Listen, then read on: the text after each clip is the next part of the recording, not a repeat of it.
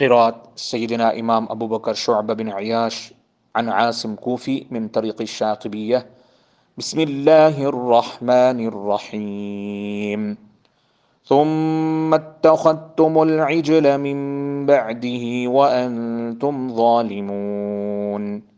قالوا أتتخذنا هزؤا قل أتخذتم عند الله عهدا فلن يخلف الله عهده وما الله بغافل عما يعملون. ثم اتخذتم العجل من بعده وأنتم ظالمون.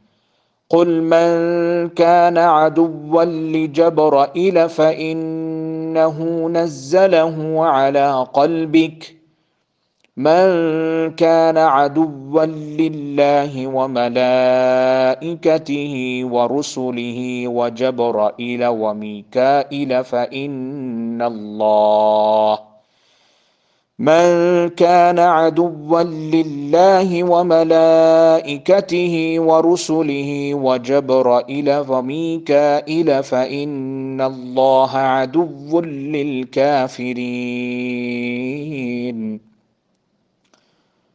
قال لا ينال عهدي الظالمين. وعهدنا إلى إبراهيم وإسماعيل أن طهرا بيتي للطائفين.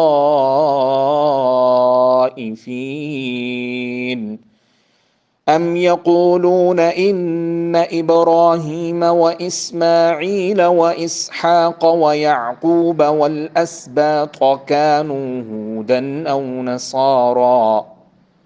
صدق الله العلي العظيم.